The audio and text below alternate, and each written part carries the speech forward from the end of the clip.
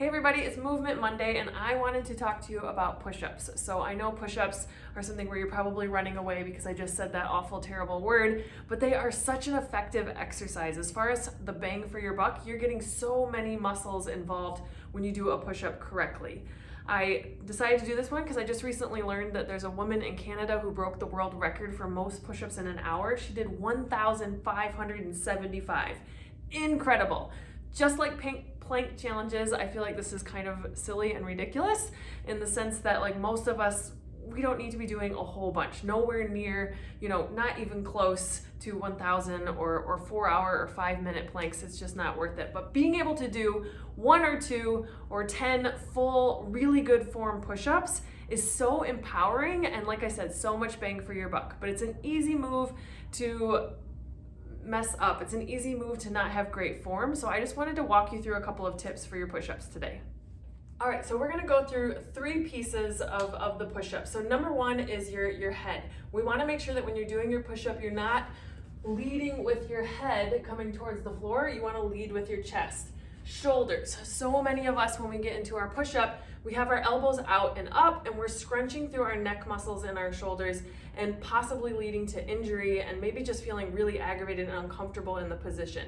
So what I like to say is go ahead and take your elbows, take your hands like you're turning on 2 knobs or kind of opening up 2 jars and rotate those elbows towards the hips. Now we open up all this space in between the neck and the shoulders and we have less chance of injury. Hands, we want to make sure we're spreading our fingers apart and pushing through the floor with our whole hand. Core, so remember I said most bang for your buck. A lot of people, when they get into a push-up, their hips sink towards the floor and there's no core engagement and they might even feel aggravated through their low back. So we want to think about tucking the hips under and engaging the core. So instead of having the hips sinking here, we've got that nice straight line here. So putting all those pieces together, you're going to be working not only your arms, your shoulders, your lats, your core, but also your quads and your glutes because you're holding the hips in position. Modified push-ups are amazing, but another thing that I see with modified push-ups is that instead of the hips sinking towards the floor, we bring the hips up. Not too terrible, but if you want to get that core, bring your hips down so I'm not sagging, I'm tucking my hips under and I feel my abs engage, and then I'm going into that push-up with all those pieces, leading with my chest. Elevating your push-up. So the higher I take it, the easier it gets. And when you're in that full push-up position, you're working more muscles. So if you can use stairs or countertops or coffee tables, you're gonna be able to hold that full plank position while you're doing your push-ups and gradually work down to that lower position where you're on the floor.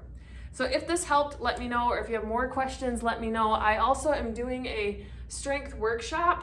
It's gonna be a 2-day workshop on January 18th, and then the following weekend, I believe it's Saturday at noon, and we're gonna go through all the main strength exercises and really break down the form and how to know if you're using enough intensity to really see results. So if you're interested in that, we'll make sure the link is in here. I hope you have fun with your push-ups or at least like them a little bit more after this.